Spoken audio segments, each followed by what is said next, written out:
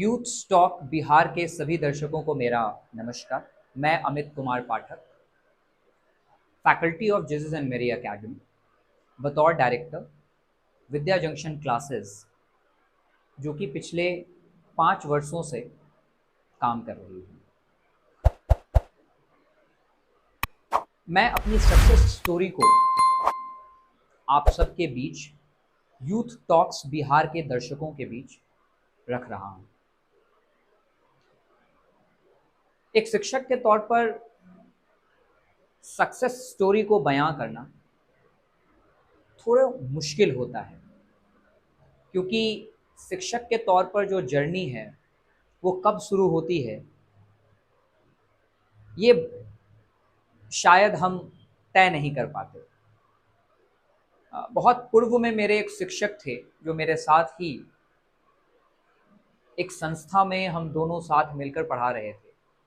तब उन्होंने मुझे एक बात कही थी जो आज तक वो बात मेरे जहन में है और मैं अनुभव भी कर पाता हूँ। उन्होंने मुझे कहा था कि शिक्षक का निर्माण होता है और शिक्षक का निर्माण परिस्थितियां करती हैं। और शायद आज जिस वातावरण में मैं एक शिक्षक के तौर पर कार्य कर रहा हूं, मैं अनुभव कर सकता हूं कि हमारे आसपास जो शिक्षक हैं उनमें से ज़्यादातर किन्हीं ना किन्हीं कारणों से एक पेशेवर जीवन में, शिक्षक के तौर पर पेशेवर जीवन में कार्य कर रहे हैं। लेकिन मेरे साथ शायद मैं ये यकीनन कह सकता हूँ कि मैं परिस्थितियों के आधार पर इस पेशे को शुरू नहीं की। जब मैं क्लास 8 में पढ़ रहा था, तब मेरे स्कूल के डायरेक्टर सर ने मुझे आमंत्रित किया, या आप कह सकते हैं कि मुझे सजेस्ट किया कि आप क्लास 6 के एक बच्चे को होम ट्यूशन दीजिए। शायद डायरेक्टर सर को उस बच्चे के पेरेंट्स ने इंसिस्ट किया होगा, या कोई दूसरा कारण हो सकता है। शायद सर मुझसे बहुत प्रभावित होंगे, क्योंकि स्कूल लाइफ में पढ़ाई में मैं बहुत अच्छा रहा और अदर एक्टिविटीज़ में भी मेरा पार्टिसिपेशन हमेशा रहता था। और इन्हीं कारणों से स्कूल के सभी शिक्षक, लगभग सभी शिक्षक, गेट कीपर, दाई बुआ, सबसे मेरे संबंध बहुत अच्छे थे और उन्होंने मुझे समय समय पर बहुत सहयोग भी दिया। और मैंने क्लास 6 में उस बच्चे को पढ़ाना शुरू किया। तब मेरे पास एक जिप्सन की साइकिल हुआ करती थी। उस बच्चे का नाम सिद्धार्थ था और वो बच्चा पटना साहिब के पास रहता है और उन दिनों मैं गुरहट्टा में रहता था।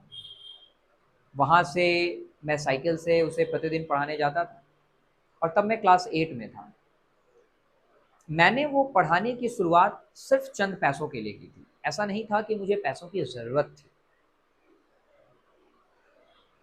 एक बच्चे के तौर पर मैं भी चाहता था कि मेरे पास मोबाइल फ़ोन हो, और दूसरी ऐसी चीज़ों की लालच ने मुझे कुछ पैसे को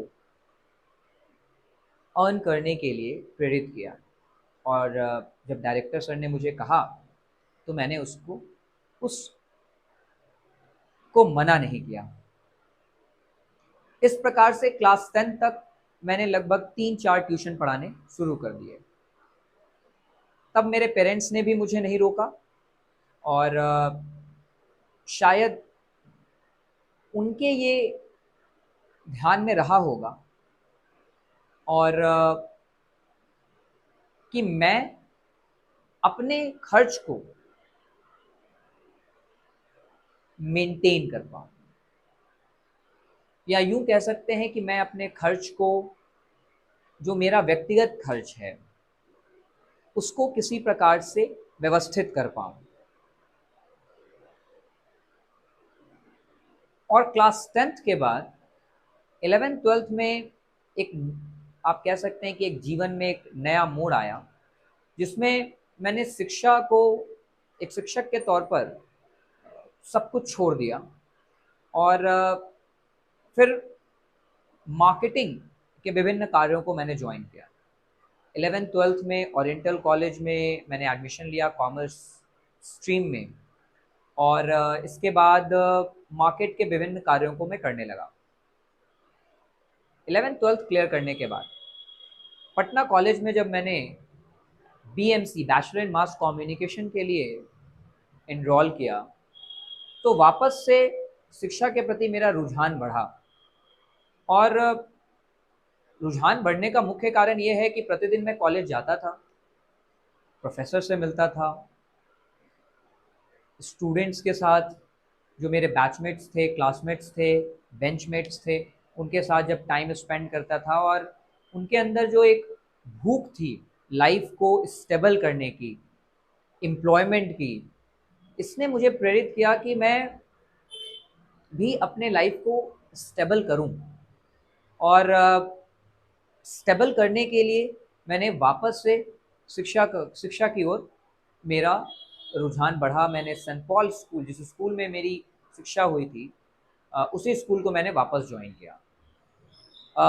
वहाँ पर मैंने कुछ दिनों पढ़ाया और साथ में कुछ होम ट्यूशन्स भी शुरू किए, लेकिन मैं उसके साथ साथ यह भी चाहता था कि एक एंकर के तौर पर अगर मैं किसी न्यूज़ चैनल में अगर मुझे एम्प्लॉयमेंट मिल जाती है, या मैं किसी न्यूज़ चैनल को एज एन एंकर ज्वाइन कर लेता हूँ, तो शायद मेरे लिए बेहतर होगा, क्योंकि मुझे बोलने का बहुत शौक़ था और ये प्रोफेशन मेरे लिए बहुत सूटेबल था। लेकिन टाइम के साथ जैसे जैसे समय बीतता गया, मैंने देखा कि इसमें भी बहुत ज़्यादा स्ट्रगल है, और शायद मेरे लिए आसान जो काम था वो था एक शिक्षक के तौर पर बच्चों को पढ़ाना।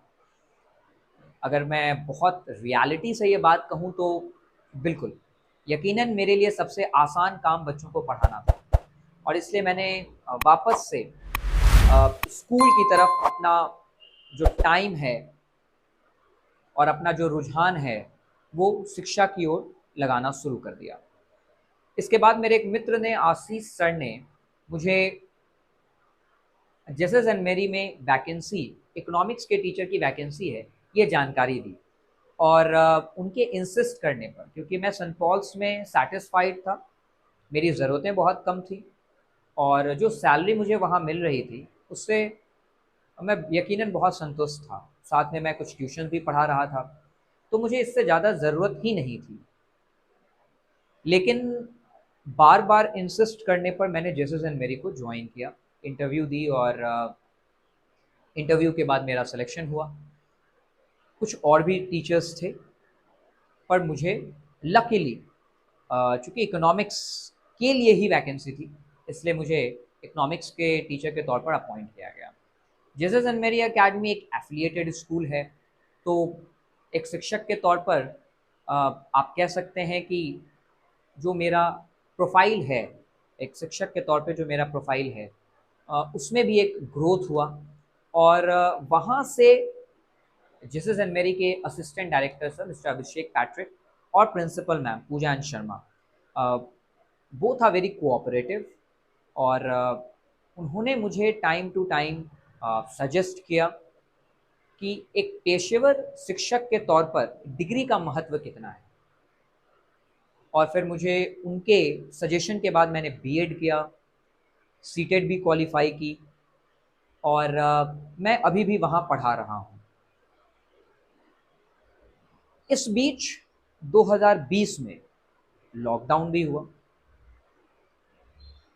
पहले तो ये लॉकडाउन एक दिन के लिए हुआ था, फिर कुछ समय के लिए हुआ, और इस प्रकार से समय बढ़ता चला गया। लॉकडाउन में एक शिक्षक के तौर पर जो मैंने महसूस किया, वो बहुत ही टफ टाइम था मेरे लाइफ का। It was it was literally very tough और इट वाज अ चैलेंज कि आप सरवाइव कैसे करेंगे। क्योंकि 2018 में स्कूल ज्वाइन करने के बाद मुझे याद है कि उसी साल सितंबर अक्टूबर के आसपास मैंने विद्या जंक्शन क्लासेस को भी स्टैब्लिश कर लिया था अपने एक मित्र के साथ जिनका नाम अमित सिंह है। और 2020 आते आते वो संस्था अच्छा करने लगी थी, लगभग उसमें 70-80 बच्चे थे। लेकिन लॉकडाउन का जब फेज आया तो संस्थाएं पूरी तरह से ऑफलाइन क्लासेस क्लोज हो गई। अब जो कॉस्ट है, एक संस्था चालक के तौर पे जो कॉस्ट मुझे चाहिए रेंट पे करने के लिए, जो हमारे एक्सपेंसेस हैं टीचर्स को पे करने के लिए, दूसरे अदर एक्सपेंसेस को बियर करने के लिए, वो कॉस्ट मैं कैसे निकाल पाऊँ? क्योंकि बच्चे जो हैं वो अब नहीं आ रहे हैं। Neither we have any medium कि हम उन्हें पढ़ा पाएँ। तो हमारे पास पढ़ाने के लिए कोई साधन नहीं है, एक्सपेंसेस एज इट इज़ हैं। अब यहाँ क्या कर सकता है एक शिक्षक? क्योंकि ये अपने आप में एक ऐसी समस्या थी जो इससे पहले कभी नहीं थी। और स्कूल भी पूरी तरह से, मैं ये तो नहीं कहूँगा कि स्कूल का कोऑपरेशन नहीं रहा, लेकिन स्कूल ने अपना बेस्ट दिया। हम सभी शिक्षक जो कोई भी इस पेशे से जुड़ा हुआ है, जो जहाँ कहीं भी पढ़ा रहा है, सभी के लिए बहुत कठिन टाइम था। स्कूल का कोऑपरेशन होने के बाद भी, क्योंकि स्कूल से मिलने वाली सैलरी एक संस्था के एक्सपेंसेस को बियर नहीं कर सकती है, और दूसरी तरफ स्कूल भी कब तक आपको सपोर्ट देता, क्योंकि ये टाइम पीरियड बढ़ता ही जा रहा था। But I was fortunate, in fact जो कोई भी जिस दिन मेरी अकेडमी में पढ़ा रहा था, वी वर ऑल फॉर्चुनेट कि स्कूल ने हमें अपना पूरा सपोर्ट दिया। और स्कूल से मिलने वाली सैलरी और मेरे फादर ने मुझे जो इकोनॉमिक सपोर्ट दी, आर्थिक सहयोग दिया, उससे मैंने 1.5 साल तक अपनी संस्थाओं के, क्योंकि हमारे 2-2 ब्रांचेस थे, दोनों ब्रांचेस के मैंने रेंट पे किए, टीचर्स को पेमेंट की, और नॉन टीचर्स जो थे उनको भी मैंने पेमेंट किया। इन 1.5 साल का ये जो टाइम पीरियड है, लेकिन 1.5 साल का टाइम पीरियड मैं ना कह के इसे 2 साल का टाइम पीरियड कहता हूँ, क्योंकि 2 साल तक वो एक्सपेंस मुझे बियर करना पड़ा। और मेरी संस्था सिर्फ 2 साल ही पुरानी थी, इतना हमारे पास नहीं था कैपिटल कि हम 2 साल तक एक्सपेंसेस को बियर कर सकें। और तब मेरे पार्टनर ने भी मेडिकल की पढ़ाई के लिए वो भागलपुर जा चुके थे, और अब मैं अकेले ही उन एक्सपेंसेस को बियर कर रहा था। टफ टाइम था, लेकिन उस टफ टाइम में भी मुझे कभी घबराहट नहीं हुई कि ये मैं कैसे कर पाऊँगा, क्योंकि पिता ने मुझे मेरे हर फैसले पर हमेशा सपोर्ट दिया है। और उनका बस ये कहना है कि तुम जो कुछ भी करो अपनी पूरी ऊर्जा लगा दो, तुम ज़रूर सफल होगे। और यकीनन अगर आप किसी भी पेशे में जा रहे हैं, किसी भी काम को कर रहे हैं और पूरी ऊर्जा उसमें लगा रहे हैं, तो सफलताएं ज़रूर मिलती हैं। 2020 के बाद, लॉकडाउन के बाद, जब हम लोगों ने संस्था को वापस से शुरू किया, तो बच्चे जो हैं वो सिर्फ एक रह गए थे जिन्होंने वापस से क्लासेस को कंटिन्यू किया। उन 70 बच्चों में सिर्फ वो एक बच्चा, क्योंकि सेशन के मिड्स में संस्थाएं रीओपन हुई थी और सर्टेन रिस्ट्रिक्शंस के साथ, तब तक बच्चों का रुझान ऑनलाइन क्लासेस की ओर हो चुका था। बहुत सारे बच्चों ने अलग अलग ऑनलाइन क्लासेस को ज्वाइन कर लिया था, और इनिशियली बच्चों के और पेरेंट्स के साथ भी ये समस्या थी कि एक ऐसे आपदा के बाद उनके मन में भी शंका थी कि बच्चे वापस क्लासेस जाएंगे। कोरोना का उनको एक डर भी था, हेल्थ सेफ्टी वहां होगी या नहीं होगी। और शायद यही कारण था कि उस एक बच्चे ने संस्था को रीज्वाइन किया आफ्टर लॉकडाउन 2000। अब मेरे लिए एक मामला ये था कि मैंने उस एक बच्चे से शुरुआत की। उस एक बच्चे से जो संस्था दोबारा शुरू हुई, शायद बहुत सारे लोगों का हौसला टूट जाता है, लेकिन मैंने उस हौसले को मजबूत रखा। इसके पीछे का कारण है, मेरी जो शुरुआत हुई थी वो 7 बच्चों से हुई। अब 7 बच्चों से जिस संस्था की शुरुआत हुई हो, अब उसके पास अगर एक बच्चे भी हैं तो उसके लिए वो ताकत है। तो 2020 के बाद जब मैंने उस संस्था को पुनः स्टार्ट किया उस एक बच्चे से, और 2023 आते आते उस संस्था को आज लगभग 2.5 साल हो गए हैं पुनः स्टार्ट करने के बाद, या 3 साल भी आप कह लें अगर एकेडमिक को देखेंगे तो नेक्स्ट ईयर मार्च 3 साल हो जाएंगे। और देयर आर अराउंड 189 स्टूडेंट्स। जिस वक्त यूथ स्टॉक बिहार के दर्शकों के बीच में अपनी बात रख रहा हूं, ये मेरे लिए एक प्रेरणा है।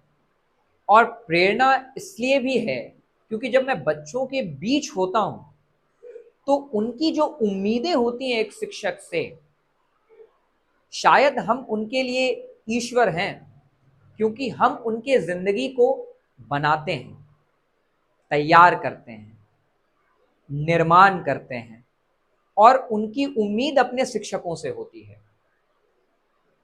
प्रतिदिन लगभग 1000 बच्चों के बीच मैं रहता हूँ जब मैं स्कूल में रहता हूँ, और इसके बाद जब मैं अपनी संस्था में रहता हूँ तो लगभग वो 189 स्टूडेंट्स जो हैं उनके बीच रहता हूँ।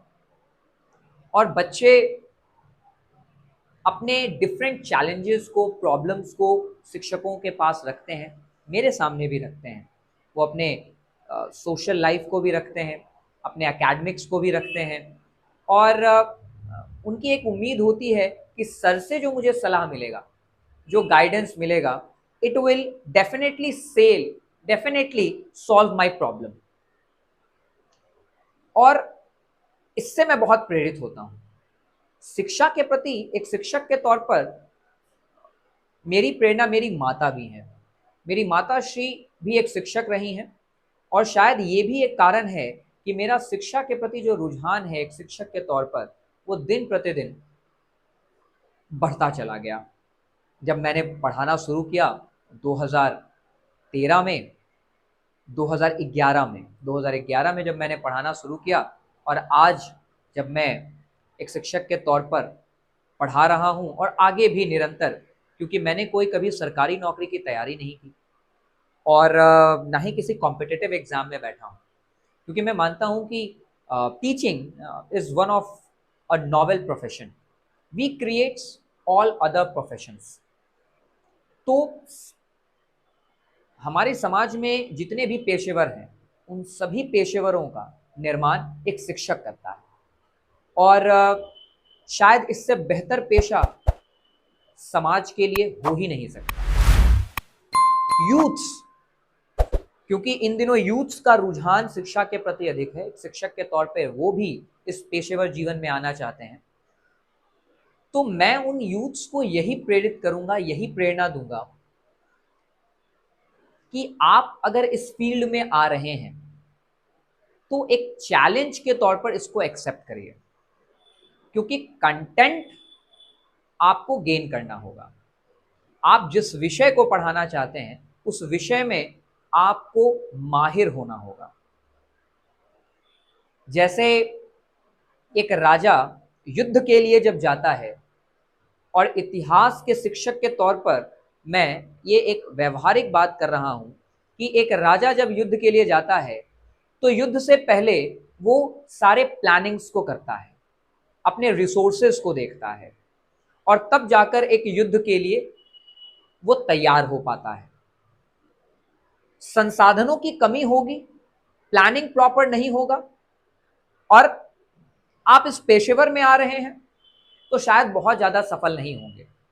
सफलता टाइम लेती है, लेकिन इसके लिए आपको मजबूत होना होगा, कंटेंट के तौर पर, रिसोर्सेस के तौर पर, और आपके अंदर एक इंट्रिंसिक मोटिवेशन होना चाहिए जो समय समय पर आपको प्रेरित करता रहे, क्योंकि प्रेरणा बाहर से तो मिलती ही है, लेकिन भीतर से भी प्रेरणा आती है। और अगर आपके भीतर प्रेरणा नहीं है तो जब आप कमजोर होंगे, जब आप टूटेंगे, तो पुनः उठ नहीं पाएंगे, तैयार नहीं हो पाएंगे। इसलिए बहुत जरूरी है कि इस पेशेवर जीवन में शिक्षक के तौर पर आप तभी इसको ज्वाइन करें जब आपके भीतर से एक प्रेरणा आ रही है कि आप समाज को शिक्षा देने के लिए तैयार हैं, आप आने वाली पीढ़ियों को शिक्षा देने के लिए तैयार हैं।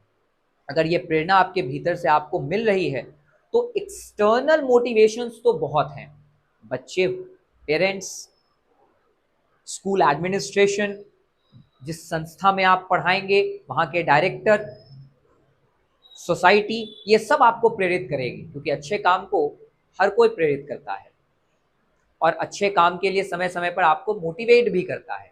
लेकिन इन सब मोटिवेशन के साथ साथ चैलेंजेस भी हैं, तो उन चैलेंजेस से आप कैसे निपटेंगे?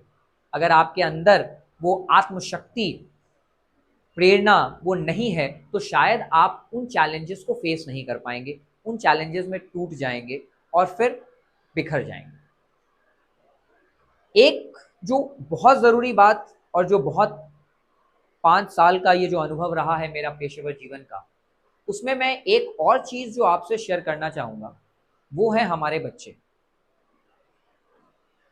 एक शिक्षक के तौर पर मैं ये देखता हूँ या ये महसूस कर रहा हूँ कि बच्चों में डाटा फीडिंग किया जा रहा है, बच्चों को कंटेंट दिया जा रहा है। वो कंटेंट टेक्स्ट बुक्स में भी अवेलेबल है, वो कंटेंट ऑनलाइन प्लेटफॉर्म्स पे भी अवेलेबल है। हमें बच्चों में डाटा फीडिंग के साथ साथ ये बहुत आवश्यक है कि हम उन्हें एनालिटिकल एजुकेशन की तरफ प्रेरित करें, क्योंकि डाटा फीड करने से बच्चा एक मशीन बनने को तैयार है। बच्चा एम्प्लॉयमेंट के लिए तैयार हो सकता है, लेकिन बच्चा इन्वेंटर नहीं बन पाएगा, बच्चा डिस्कवरर नहीं बन पाएगा, कुछ खोज नहीं पाएगा, यकीनन कुछ नया नहीं कर पाएगा। जब आप किसी को, क्योंकि आज का education is very similar to training, like training a machine. जैसे आप एक मशीन को ट्रेन करते हैं, उसमें एक सर्टेन इनपुट्स डालते हैं और उस इनपुट पे वो मशीन आउटपुट देता है। तो जब बच्चों को हम विभिन्न विषय पढ़ा रहे हैं, कोई भी विषय पढ़ा रहे हों, उसमें अगर हम उन्हें सिर्फ इनपुट देंगे, डाटा देंगे, इंफॉर्मेशन देंगे, तो वो एक आउटपुट देगा। वो एनालिटिकल बिहेवियर प्रोड्यूस करने के लिए टीचर को बच्चों के साथ एक ऐसे सिस्टम को डेवलप करना पड़ेगा, बच्चों के साथ एक व्यवहारिक पढ़ाई उनको देनी पड़ेगी, ताकि एक बच्चा, वो समूह जो पढ़ रहा है आपसे, वो एक बच्चा जो आपसे पढ़ रहा है, जो समूह पढ़ रहा है, या इसके साथ जो कोई भी किसी भी क्लास को आप पढ़ा रहे हो, वो एनालिटिकल बिहेवियर में आए, और एनालिटिकल बिहेवियर में आने के बाद वो शायद ये समझ पाएगा कि जो डाटा है इसका हमारे प्रैक्टिकल लाइफ में क्या यूज है। और जब प्रैक्टिकल लाइफ में उन डाटा को वो उतार पाए तो शायद कुछ नया कर पाएगा अपने ज़िंदगी में, कुछ ऐसी चीज़ ढूंढ पाएगा, खोज पाएगा जो आने वाली पीढ़ियों को के लिए फायदेमंद हो, साथ ही अपने आसपास घट रही तमाम घटनाओं का भी विश्लेषण कर पाएगा। क्योंकि हम सिर्फ और सिर्फ किताबों से नहीं सीखते हैं, हम एनवायरनमेंट से भी सीखते हैं। जेसस एंड मेरी में 2018 से पढ़ाते हुए आज 5 साल हो गए, और इन 5 सालों में मैंने बहुत कुछ सीखा है जो टेक्स्ट बुक्स मुझे नहीं सिखा सकता था। 2018 में जब मैंने स्कूल ज्वाइन किया तो ऐसे बहुत सारे शिक्षक थे जो पूर्व में कई सालों से जेसस एंड मेरी में पढ़ा रहे हैं। उनमें से राजीव सर हैं, पवन सर हैं, जिनके साथ मैं अक्सर समय व्यतीत करता हूँ। कुछ यंग टीचर्स भी हैं लाइक कार्तिक सर, राजकुमार सर, अशरफ सर, इनके साथ भी मैं समय व्यतीत करता हूँ। अब इनके साथ जब समय व्यतीत करता हूँ तो एक अनुभव, जो लंबे अरसे से जो शिक्षक पढ़ा रहे हैं, 15 साल, 20 साल, 25 साल, तो पेशेवर जीवन का जो अनुभव है वो उनसे लेने का प्रयास करता हूँ। और जो यंग टीचर्स हैं, जो यंग लैड्स हैं, उनके पास कंटेंट बहुत अच्छा होता है, वो मुझे कंटेंट डिलीवर कर पाते हैं। आज का जो टीचिंग मेथड है वो उनसे सीख पाता हूँ। साथ ही हमारे असिस्टेंट डायरेक्टर सर अभिषेक पैट्रिक सर, जो सोशल मीडिया पे बहुत एक्टिव होते हैं और 2018 से 2023 तक उनके कार्यकाल में मैं स्कूल में पढ़ा रहा हूँ। उनमें एक बहुत अच्छी बात है कि वो एक जुझारू पर्सनालिटी है, स्कूल के प्रोग्रेस के लिए निरंतर काम करते हैं और ये भी मुझे प्रेरित करता है, उनके इन एक्शन से मैं प्रेरित होता हूँ अपनी संस्था में कैसे आगे बढ़ सकूं, क्योंकि हमारे लिए भी बहुत कंपटीशन है, there are number of institutions around. तो आप कैसे बच्चों को बेहतर से बेहतर एजुकेशन दे पाएं, कम्युनिकेशन डेवलप करें ताकि आपका रीच बढ़े, क्योंकि रीच जितना ज़्यादा बढ़ता है बच्चों की संख्या आपके पास बढ़ जाती है। तो ये भी प्रेरणा मुझे हमारे असिस्टेंट डायरेक्टर सर से निरंतर मिलती रहती है।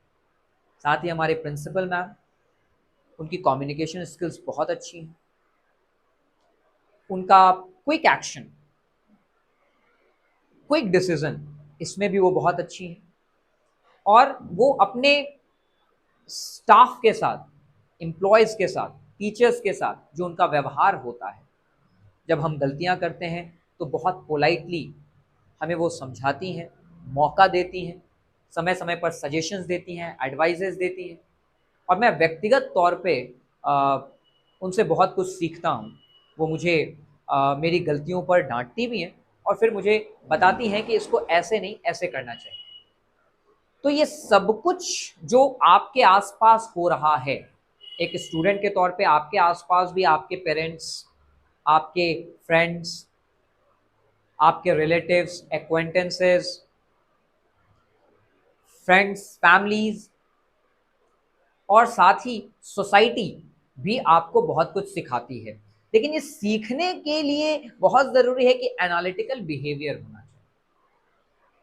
एनालिटिकल बिहेवियर क्लासरूम में उत्पन्न होगा और ये हम शिक्षकों का कार्य है कि हम उस एनालिटिकल बिहेवियर को प्रोड्यूस करें। अगर एनालिटिकल बिहेवियर को प्रोड्यूस कर पाएं बच्चों में तो यकीनन बच्चे अच्छा करेंगे।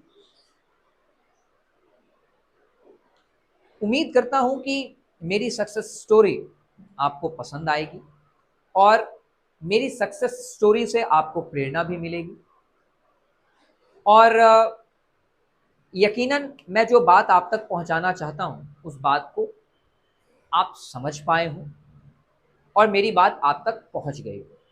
इसी के साथ पुनः आपको नमस्कार करता हूं। यूथ टॉक बिहार के सभी दर्शकों को मेरा दोबारा से नमस्कार और आप कोशिश करें कि मेरी बातों को ज़्यादा से ज़्यादा ऑडियंस तक पहुंचाएं, शेयर करें, सब्सक्राइब करें यूथ टॉक बिहार के चैनल को, ताकि मेरी बात ज़्यादा से ज़्यादा बच्चों तक, शिक्षकों तक पहुंच पाए। क्योंकि हम जिस इरा में रह रहे हैं, जिस सेंचुरी में हैं, वहाँ इंफॉर्मेशन का रीच जितना ज़्यादा बढ़ता है, डेवलपमेंट उतना अधिक होता है। इसी के साथ मैं अपने शब्दों को समाप्त करता हूँ। शुक्रिया, नमस्कार।